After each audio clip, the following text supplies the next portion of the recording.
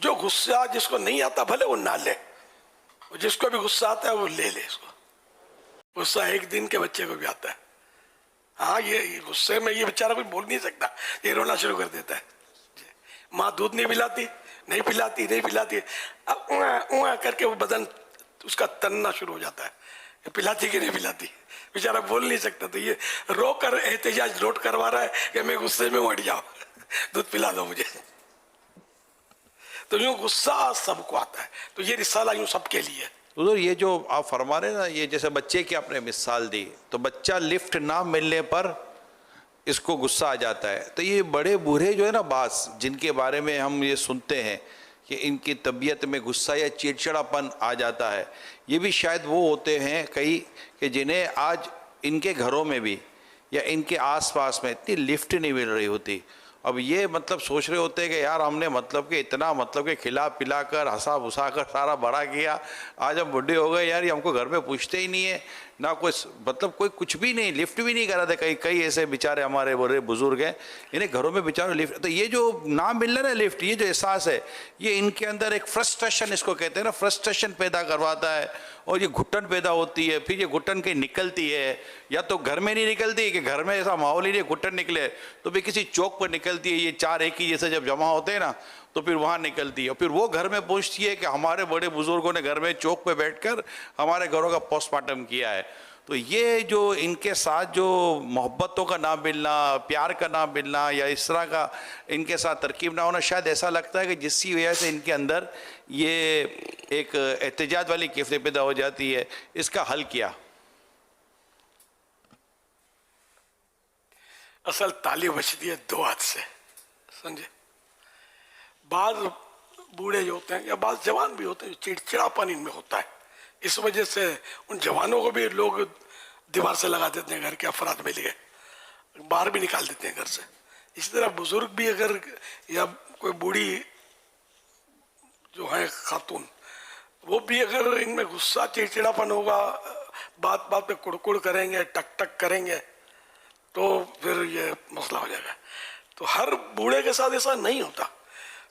بوڑھوں کے لیے، بوڑھیوں کے لیے جن کے ماں باپ بڑھاپے میں فوت ہوتے ہیں، ان کو آپ نے روتا غم زدہ ہوتے دیکھا ہوگا. یعنی ایسے بوڑھے جو واقعی یوں بظاہر کام کے نہیں ہوتے دنیاوی اعتبار سے، لیکن ان کے اولاد جو خود بال بچے والے ہیں، لیکن اپنی اس بوڑھی ماں یا بوڑھے باپ کے لیے روتے دھوتے ہیں، بہت صدمہ دل پہ لیتے ہیں. یہ تو کئی بار میں نے بھی دیکھا ہے، نوٹ کیا ہے. باپ 70 سال کی عمر میں گیا، امی 80 سال کی عمر میں گئی، یہ روتے ہیں، غمزدہ ہوتے ہیں، اصالہ ثواب کرتے ہیں، سب کچھ کر رہے ہوتے ہیں. تو اس کا مطلب یہ کہ ان ماں باپوں نے جن کا یہ سب ہو رہا ہے، اپنی اولاد کو محبت دینے میں کامیابی حاصل کی اور ان سے یہ لڑائیاں نہیں ٹھان لی. تو اس لیے بزرگوں کو چاہیے، اگر یہ اولاد کی محبت چاہتے ہیں اور گھر میں اپنا مقام چاہتے ہیں، کہ گھر والے آپ سے آ کر مشورہ کریں.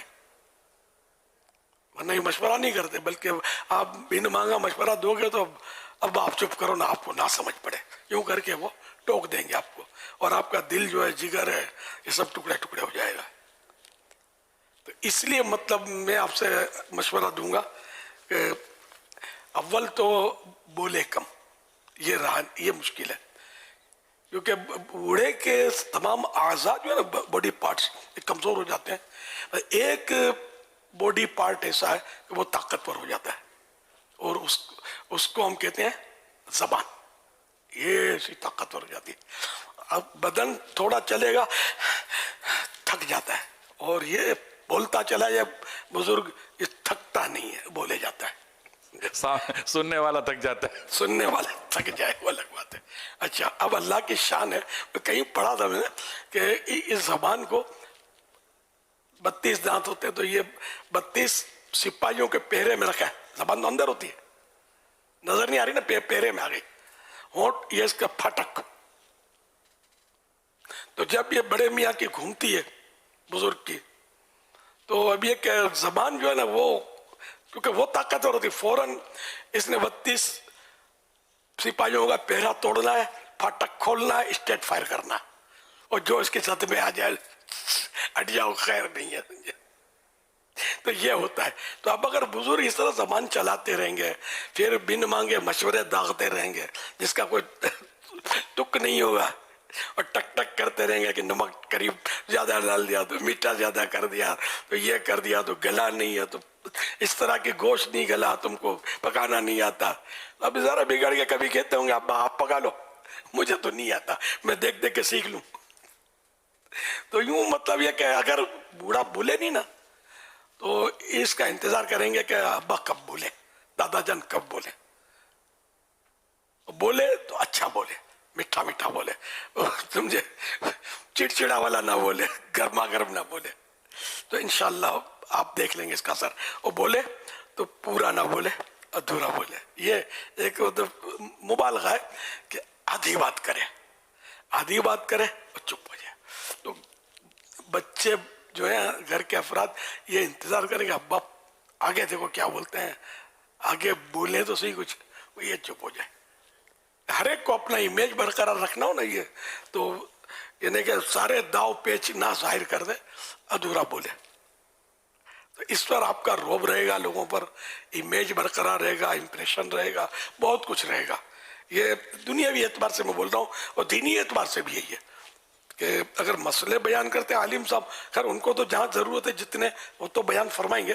میں ایک جنرل بات کرتا ہوں کہ ہم لوگ جو بوڑھے جو ہوتے ہیں نا, واقعی ان کی زبان, اب میں دیکھو میں کمزور ہوں, میرا چلنا, میرا آ کر بیٹھنا اٹھنا آپ دیکھ رہے ہوں گے جو موجود ہیں, کبھی اسکرین پہ بھی دکھا دیتے ہیں. یہ لوگ تو یہ دیکھتے ہوں گے یہ کس طرح بیٹھتا ہے, میں بولتا کتنا ہوں, گھنٹوں تک بولتا ہوں نا مدنی مذاکرے میں. الحمدللہ نیکی کی دعوت دے رہا ہوں, لیکن زبان ساتھ دیتی ہے. تو یوں بوڑھوں کی زبانیں طاقتور ہوتی ہیں, اب وہ اچھا بولے یا برا بولے. تو اگر گھر میں امیج بنانا چاہے نا تو بس وہ خاموش رہے, قفل مدینہ لگائے, اور بیچ میں انٹرفیئر نہ کریں ان کے.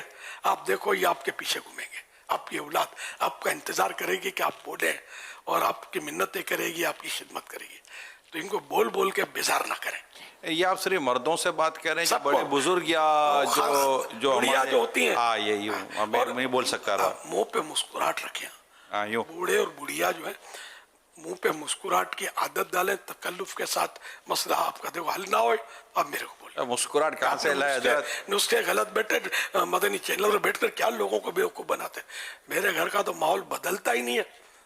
میں مسکراتا ہوں تو بولتے طنز کرتے ہو, دیکھو اچھی بات بولتا ہوں تو بولتے آپ مطلب آپ چپ رہو.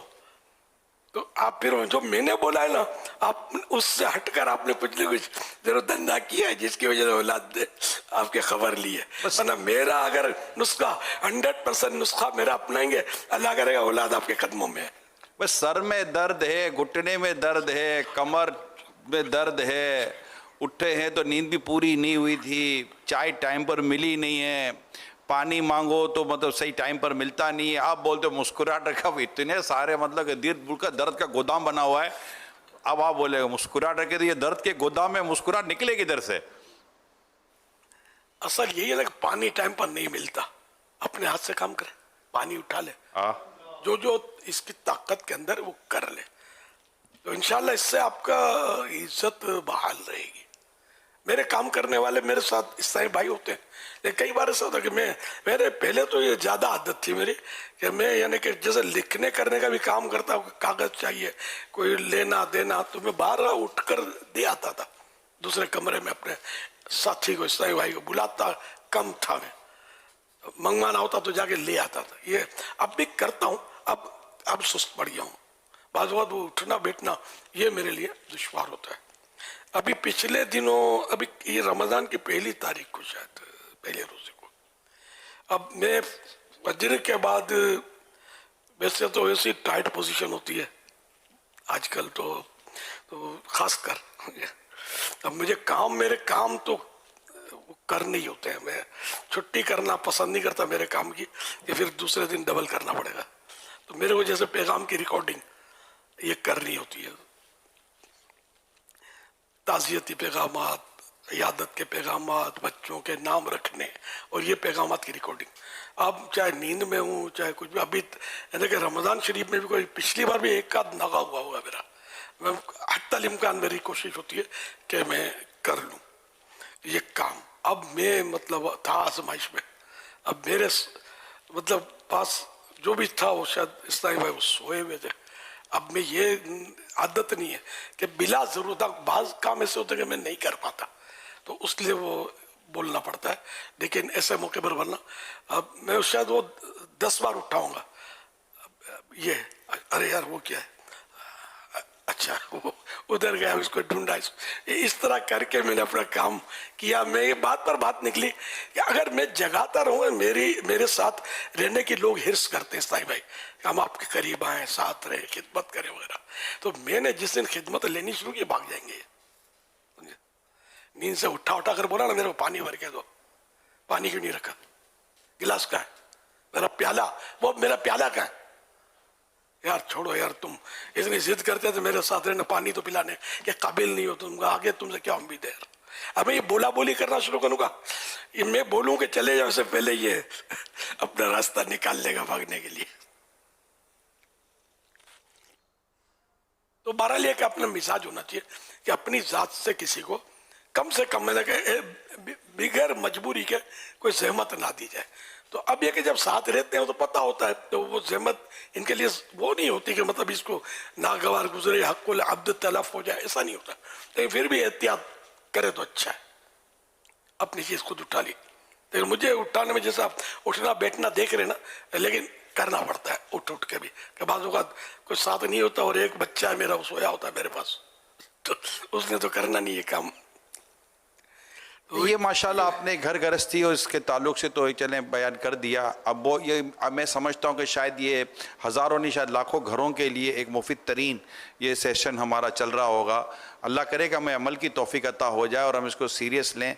लेकिन ज़रा मैं इसके एक और पहलू की तरफ मैं चाहूँगा कि आप तवज्जो दिला दें कि इससे घर का माहौल या अपनी जो मकाम या अपना जो है, तो मुझे क्या इसके कोई तिब्बी फ़वाइद भी हैं कि ख़ुद उठना, ख़ुद करना, ख़ुद ये करना, अगर ना करे तो क्या इसके तिब्बी यानी मेडिकली पॉइंट ऑफ व्यू पर भी या फिज़िकली पॉइंट ऑफ व्यू पर भी आप समझते हैं कोई इसके फ़ायदे नुकसान है, अगर आप बयान कर पाएँ तो? हाँ, मतलब ये कि अगर यूँ बैठा ही रहेगा आर्डर कर, जैसे अब हम लोग क्या करते हैं, अब तो पहले तो रिमोट कंट्रोलर नहीं होते थे, अब तो बत्ती भी ऑन हो जाती है रिमोट कंट्रोलर से, पंखा भी ऑन हो जाता है, एसी भी, टीवी भी, मदनी चैनल सब इससे हो रहे हैं, काम आसान हो गया।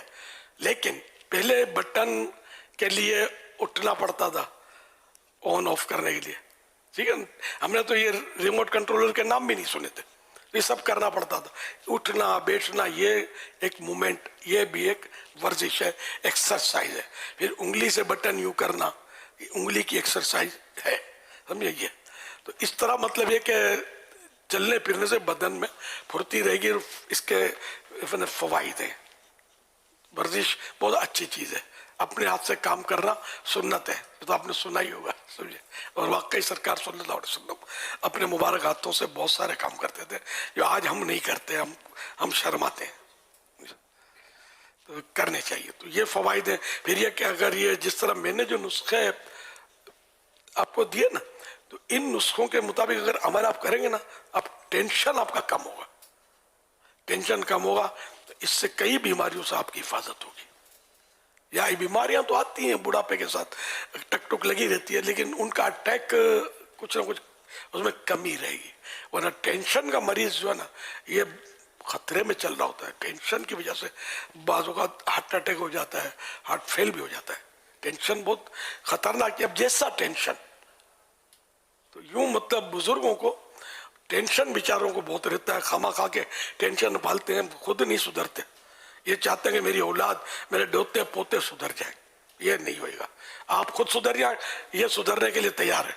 आप नहीं सुधरेंगे तो आपकी डांट सुनने के लिए, आपकी जली कटी सुनने के लिए ये तैयार नहीं है। 100 सुनार की 1 लोहार की। आप खुद इंशाल्लाह कंट्रोल, बड़ी बूढ़ियां भी खुद को कंट्रोल करें, बड़े बूढ़े भी कंट्रोल करें, इंशाल्लाह राज करेंगे अपने खानदान पर। सल्लु अलल हबीब सल्लल्लाहु अलैहि